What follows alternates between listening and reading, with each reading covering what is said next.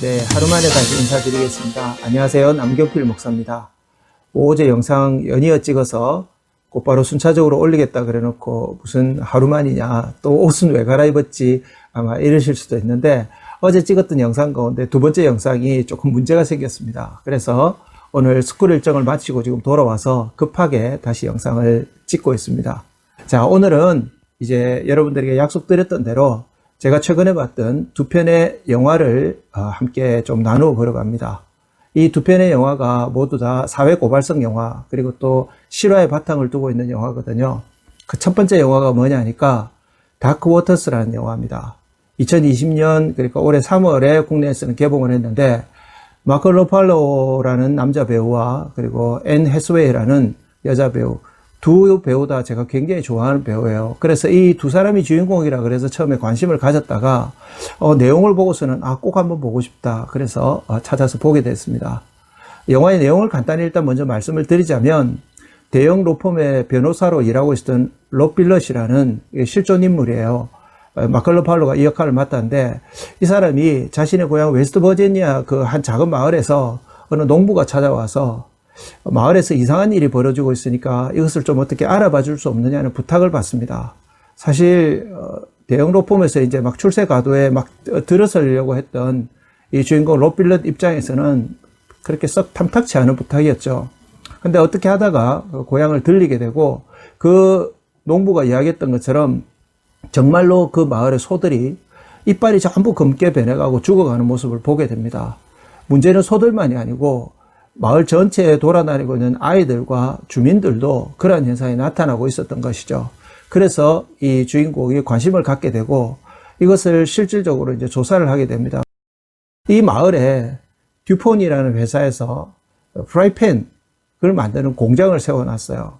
근데 그 공장에서 만드는 프라이팬에 우리가 흔히 그냥 테프론 코팅 입히는 거, 그렇게 말하는 그 테프론 코팅을 하기 위해서 썼던 화학 물질 자체가 굉장한 독성을 가지고 있었던 것입니다. 근데 여기서 나온 독성들이 그대로 그냥 강으로 폐수로 흘러 들어가게 되고, 그 물을 마신 마을 주민들과 190마리가 넘는 소들이 죽었다고 그래요. 그래서 이것을 이제 알고는 이 주인공의 롭 빌럿이 도저히 그냥 넘어갈 수가 없어서 듀폰사를 대상으로 1998년에 첫 소송을 합니다. 얼마 안 됐죠. 그죠? 이렇게 소송이 시작돼 가지고 2017년에 가서야 이 소송이 일단락 되는 듯이 보였습니다. 8천억이라는 엄청난 금액의 징벌적 배상, 손해배상 판결이 나거든요. 당연히 듀폰사에서 이걸 그냥 갚을 리가 없죠. 줄 리가 없죠. 그래서 이 소송은 지금 2019년인 지금, 2020년, 지금도 끝이 나고 있지 않습니다. 현재 진행형의 사건인 거죠. 자, 두 번째 여러분들에게 소개해드리고 싶은 영화는 밤쉘이라는 영화입니다. 국내에서는 밤쉘, 세상을 바꾼 폭탄선언, 이렇게 부제가 붙었던 걸로 제가 기억을 하는데, 이 영화도 출연하는 여배우 두 분 때문에 제가 사실 관심을 가지게 됐었어요. 평소에 연기를 굉장히 잘하는 배우라고 생각했던 니콜 키드먼이 이 실존에 있었던 그레첸 칼슨이라는 그 여성 앵커 역할로 나오거든요. 그리고 또 한 사람의 배우가 제가 최근에 몇 편의 영화를 보면서 야, 정말 좀 뭐라 그럴까요? 멋있다 그럴까? 정말 느낌 있다 이렇게 생각했던 샤를리즈 테론이라는 배우가 메긴 켈리라는 실존했던 여성 앵커 역할로 나옵니다. 그리고 헐리우드에서 최근에 뜨고 있는 이제 마르 로비라는 배우가 케일라 포스피실이라는 신입 앵커 역할로 나오거든요. 이 세 명의 여성 앵커가 있었던 회사가 어디냐니까 미국 폭스사입니다. 한 번쯤 들어보셨죠? 미국의 굉장히 거대한 언론 기업인데, 머독 가문에서 운영했었던 언론 기업이에요. 근데 그 가운데 이 폭스사가 방송도 여러 개 있고 채널도 여러 개 있거든요. 그 중에 이제 뉴스를 중점적으로 다루는 폭스 뉴스라는 회사의 회장이 로저 에일스라는 사람인데, 이 사람이 굉장히 오랫동안 자신의 회사의 그 여성 앵커들을 성상품화하고 실제로 성추행을 했었는데도 불구하고 이게 암암리에 그냥 회사 내에서 공공연한 비밀처럼 이렇게 묻혀 있었던 거예요. 근데 뭐 이제 트럼프를 지지해야 되는 방송에서 트럼프를 살짝 공격하게 되는 메긴 켈리라는 앵커, 샤를리즈 테론이 역할을 했던 그 앵커의 그 사건, 그리고 또 이제 방송에서 실제로 화장을 하지 않고 출연을 하는 바람에 이 회장과 부딪히게 되는 그레첸 칼슨이라는 그 니콜 키드만이 역할을 했던 이 두 배우의 사건이 발단이 돼가지고 결국은 이게 이 로저 엘스라는 회장의 성추문을 드러내고 그리고 그를 회사로부터 쫓겨나게 만드는 이 사회 고발성 영화라고 그렇게 생각하시면 됩니다. 이런 사회 고발 영화들을 볼 때마다 저는 이 사회 고발 영화가 가지고 있는 실제로 그 주인공들이 가지고 있는 공통점을 한 세 가지 정도로 늘 생각하거든요. 그 첫 번째가 뭐냐면 일단은 이들이 말하고 있는 내용이 사실이어야 돼요. 팩트이자 진실이어야 된다는 거죠. 거짓을 말해서는 이건 절대 사회 고발이 될 수 없죠. 그죠? 그 다음 두 번째가 뭐냐면 이게 분명히 어떤 파급 효과를 일으켜야 된다는 거예요. 아무리 내가 진실을 말한다 해도 그거 뭐 다른 사람들이 들었을 때 그거 뭔데? 이러면 이게 사회 고발성 문제가 될 수가 없는 거죠. 그러니까 사회 고발성 문제가 되기 위해서는 이게 정말 그 공동체 안에서 그 사람이 속한 그 사회 공동체 그리고 그 세상 안에서 엄청난 파급 효과를 일으켜야지 이게 영화로까지 만들어질 정도의 그런 내용이 되는 것이죠. 근데 그게 부정적 효과가 아니고 그 사회의 잘못을 바로잡고 변화를 일으킬 수 있는 그런 어떤 긍정적이고 선한 영향력을 미칠 수 있는 그럴 때 이것을 영화로도 만들기도 하고 굉장히 오랫동안 이슈로 삼게 되는 것이죠. 그리고 마지막 세 번째가 뭐냐면 이렇게 사회 고발을 하거나 내부 고발이 됐든 공익 제보가 됐든 이런 사회 고발성 어떤 문제를 이제 세상 밖으로 드러내는 역할을 하는 사람들에게 반드시 희생과 용기가 따라야 된다는 것이죠. 이렇게 정리를 좀 제가 해볼 수 있다고 생각합니다. 목사님, 그게 성경하고 무슨 상관이 있습니까? 예, 근데 제가 이런 사회고발성 영화를 볼 때마다 떠올리는 성경 구절이 있습니다.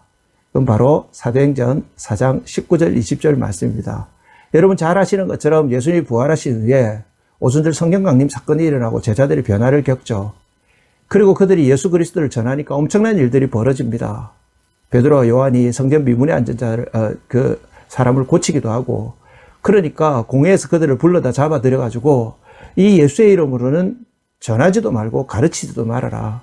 그랬을 때 그들이 했던 고백, 여러분 다 아시죠? 여러분들은 암송하실 텐데 저는 보고 읽을게요. 베드로와 요한이 대답하여 이르되 하나님 앞에서 너희의 말을 듣는 것이 하나님의 말씀을 듣는 것보다 옳은가 판단하라. 우리는 보고 들은 것을 말하지 아니할 수 없다 하니, 이렇게 되어 있어요. 보고 들은 것을 말하지 아니할 수 없다.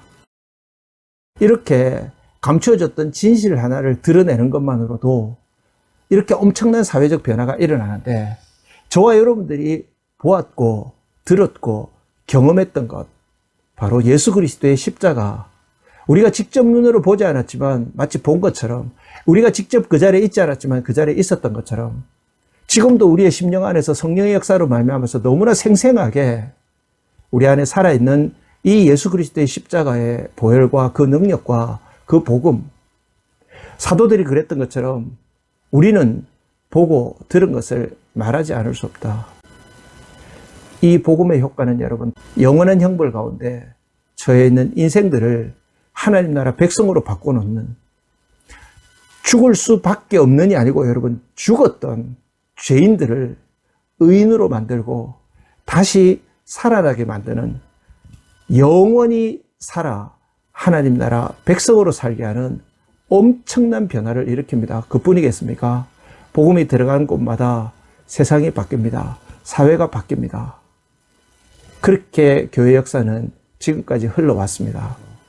저와 여러분들이 어떤 희생과 어떤 대가를 치르더라도 이 복음만큼은 내가 감출 수 없다, 이 복음만큼은 내가 말하지 않을 수 없다라고 결단한다면, 그렇게 하나님 나라 복음 확장을 위해서 쓰임받고 있는 자들을 하나님께서 책임지시고 지키시고 이끌어 가실 것입니다. 교회도 마찬가지일 것이고요. 영화 두 편 가지고 또 결국은 또 전도하자는 이야기를 하는 거구나. 예. 영화는 영화대로 봤어요. 근데 그 영화를 보면서, 이렇게 세상의 문제를 가지고도 용기를 가지고 이것들을 감추지 못하고 다 드러내는데 우리가 복음을 부끄러워해서야 되겠는가? 복음은 분명히 사도 바울이 고백한 것처럼 믿는 자에게 주시는 하나님의 능력일진데 우리가 어찌 이것을 부끄러워할 수 있겠는가? 그런 마음을 가져보았던 것입니다.